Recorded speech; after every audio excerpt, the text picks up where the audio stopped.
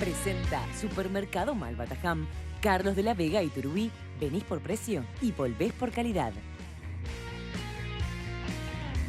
25 grados tenemos ahora de temperatura y bueno, por lo que nos cuentan, hace un ratito que nosotros ya estamos acá dentro de los estudios de Canal 10, pero el sol sigue brillando en la ciudad. Eso no es sinónimo de salir, quédense en casa, eso es lo más importante para cuidarnos entre todos y es el mensaje que estamos dejando también desde aquí. Traten de permanecer seguros con los que más quieren o en la condición que sus médicos se los determinen según cada caso, pero en casa, quedarnos en casa, que es una forma de cuidarnos.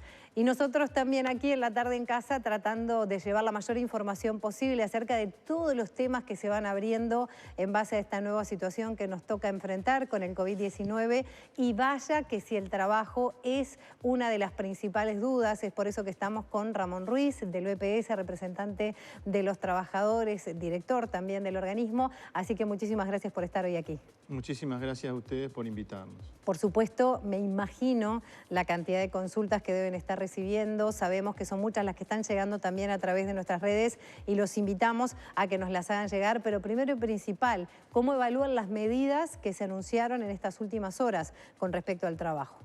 Bueno, en primer lugar, nosotros tenemos que decir que todas las resoluciones y todas las medidas que adopte el gobierno a través del presidente de la República, a través de sus ministros, o todas las resoluciones que haga pública el comité de emergencia que está trabajando en este tema, los trabajadores, y creo que toda la población, los va a apoyar, los va a respetar y va a impulsar todo ese tipo de medidas que están tomando. Lo primero es la salud de la gente.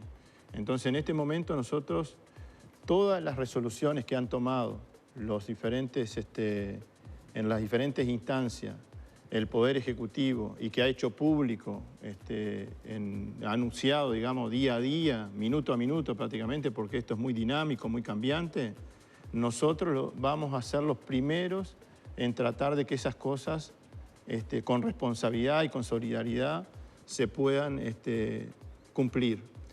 Ahora, creemos, con todo respeto, que se ha hecho mucho, que se han anunciado muchas medidas, pero que todavía son insuficientes para la magnitud que nosotros entendemos tiene el problema y para la magnitud que tendrá en los próximos días y en las próximas semanas.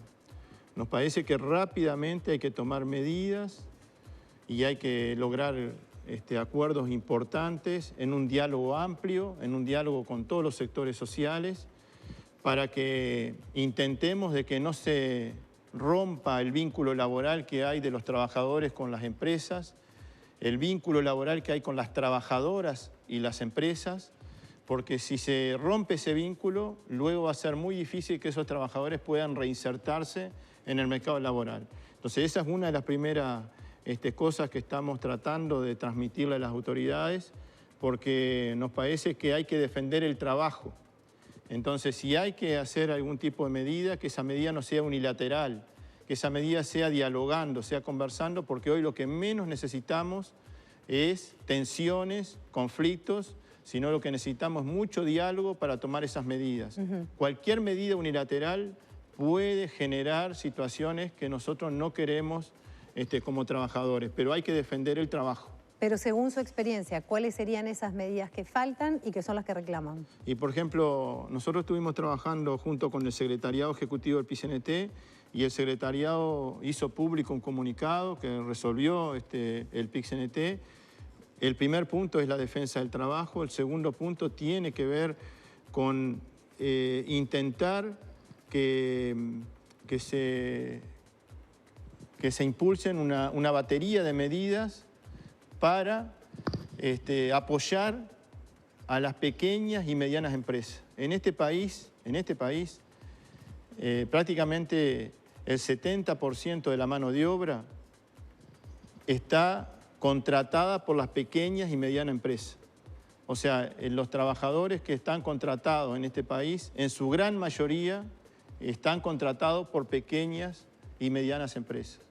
Entonces, a esas empresas, que son muchas, pero además contratan a la mayor cantidad de trabajadores que hoy están trabajando, hay que apoyarlas y hay que buscar medidas efectivas, que realmente eso se transforme en una manera de garantizar el mantenimiento de los puestos de trabajo, porque si esas empresas son apoyadas por el Estado le puede decir, bueno, pero trata de no despedir, trata de no reducir la plantilla de trabajadores que tenés. El otro tema es algo que escuchaba recién antes de llegar a los estudios, que hablaba la señora que estuvo entrevistada anteriormente. La economista Mordecki. Bueno, yo no agarré empezada la entrevista, pero el Estado tiene que crear un ingreso social de urgencia en forma transitoria mientras dure esta crisis para aquellas personas que están siendo afectadas por esta situación y que no tienen ninguna cobertura en la red de protección social que tiene el país. Ella nombraba en su declaración ahí que hay gente que está en la informalidad. No, es cierto, nosotros tenemos diferentes números, algunos dicen un poco más de un 20, otros un 25%. Según el INE, hay un 25% de informalidad en el país. Llegamos a tener casi un 20%, pero en los últimos tiempos ha aumentado el desempleo y ha aumentado también la informalidad. Y bueno, y esas personas no tienen ninguna cobertura. Y en este momento lo primero es la salud de la gente. Entonces hay que tratar de que con ese ingreso la persona pueda tener asegurada la alimentación y los cuidados. Eso incluye los jornaleros, porque hay muchas preguntas que hablan sobre quien recibe el cobro 1 a 1 y que no está pudiendo ir a trabajar. ¿Qué pasa? Seguramente si ese jornalero no tiene ninguna protección, ninguna cobertura de seguridad social, debe estar dentro de ese colectivo. Ahí tenemos no solamente a los informales, tenemos a los monotributistas, tenemos a empresas unipersonales que aportan al BPS, pero que si no hay movimiento, no recaudan, no tienen ningún ingreso y no tienen derecho a seguro paro porque son empresas, igual que los monotributistas. Entonces nos parece que hay que buscar para todas las personas que no tienen una contención a través del sistema de protección social que tiene Uruguay y aquellas medidas que tenemos para esos sectores más vulnerables, reforzarlas. Porque una cosa es una ayuda en tiempos normales para personas que están con cierta vulnerabilidad y otra cosa es en medio de esta crisis. La otra cosa que planteamos junto con el hecho de que se defienda el trabajo, que se apoye a las medianas y pequeñas empresas, que se cree este ingreso social de emergencia para la crisis, estamos planteando que se flexibilice también los vencimientos de las diferentes facturas, porque dentro de 2 semanas, dentro de 3 semanas, la gente no va a tener para pagar la luz y el agua. Por eso hay que flexibilizar, pero además hay que crear ese ingreso social de emergencia. Y por último, tenemos que decir que hay un sector muy castigado, que es el sector de las trabajadoras domésticas, que por un tema lógico, las empleadoras, los empleadores están diciendo quédate en tu casa, no vengas a trabajar. Pero mientras no trabaja, no cobra. Es un poco más o menos parecido a lo que tú planteabas con los jornaleros y con algún otro sector que nosotros nombrábamos. Entonces, hay que buscar algún mecanismo por el cual esos jornales caídos, o a través de ese ingreso social de emergencia, o con alguna otra respuesta, pero ese sector es un sector que necesita también tener apoyo. Ahora, todo esto que estamos diciendo es con diálogo. Tiene que haber un ámbito muy amplio de diálogo y con mucha profundidad para tomar rápidamente estas medidas. Cada hora que pasa, cada minuto que pasa, esto cada vez va a ser más difícil. Entonces tenemos que lo antes posible tomar estas medidas, porque después que la enfermedad se propague, algunas de ellas ya no tienen sentido. Ruiz, uno de los temas que más se ha hablado también es el decreto por parte del gobierno de la flexibilización del seguro de paro, en este caso en algunos rubros especiales, pero con esa amplitud que también ya se mencionó. ¿Qué piensa sobre esta medida y qué impacto tendría sobre el BPS? Se ha hablado también de la espalda para poder hacer frente a esta mayor cantidad de demanda. Bueno, yo creo que, digamos, el seguro paro parcial, los mensuales no tenían derecho al seguro paro parcial. O sea, si los enviaban al seguro de paro, los enviaban por un mes, menos de un mes no podían salir. o sea, lo enviaban por 6 meses, por 4 meses, pero menos de 30 días no podían tener seguro de paro por menos de 30 días. Entonces nos parece bien que se haya flexibilizado porque hay empresas que necesitan de repente algunos días sí y algunos días no a sus trabajadores, algunas semanas sí y algunas semanas no, y los mensuales no tenían esta posibilidad, ahora la tienen. Pero esa medida va a tener efecto, ahora se van a solicitar los seguros de paro y se van a pagar dentro de un mes, ¿no? O sea, está bien que se haya tomado, está bien que las empresas empiecen a utilizar ese mecanismo y vamos a ver qué impacto tiene, ¿no? Ahora, para el BPS, nosotros hace aproximadamente 20 días o menos tuvimos una discusión pública diciendo que el BPS estaba quebrado. Y nosotros dijimos que no estaba quebrado el BPS, porque el artículo 67 de la Constitución de la República dice que si los recursos genuinos del BPS y los impuestos que están afectados para la seguridad social no alcanzan a cubrir el presupuesto para pagar las prestaciones que paga el BPS, Rentas Generales tiene que poner lo que falta.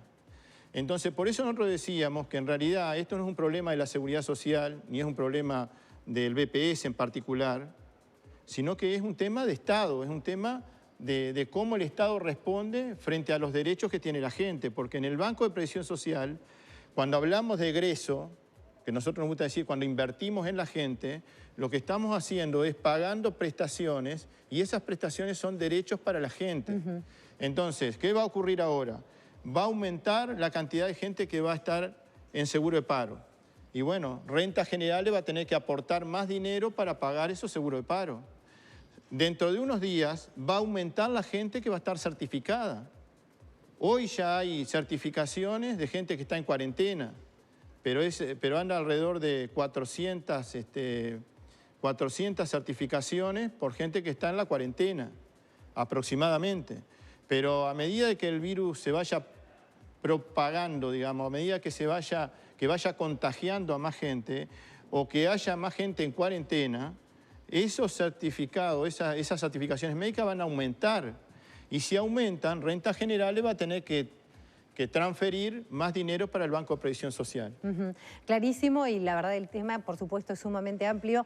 Para recordar, nos imaginamos lo que debe ser la cantidad de consultas y de dudas. Hablan también en nuestras redes de una cantidad de casos particulares que, por supuesto, no se pueden responder uno por uno. ¿Cómo pueden hacer para hacerse de toda esta información? Bueno, si alguien tiene alguna duda, que llame al 1997, que es un número que tiene el BPS para responder las consultas, o si es del interior, que llame al 21.997, o sea, 2.997.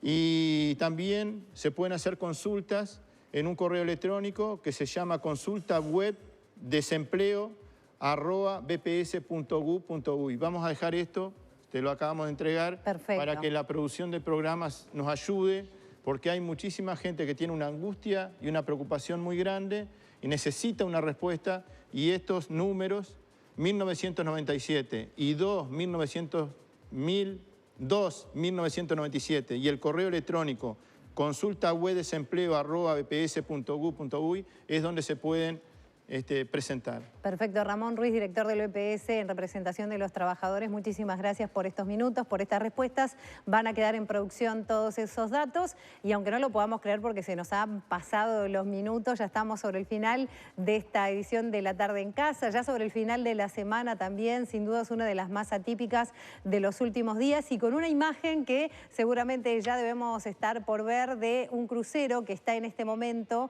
como lo pueden ver allí, está abasteciéndose en el puerto de Montevideo. No se preocupen aquellos que están llamando y consultando acerca de por qué están ahí, si van a bajar. Lo que está haciendo el crucero es abasteciéndose. Es por eso que se lo vio acercarse durante horas de la tarde y ahora ya está allí, pero después va a seguir su camino.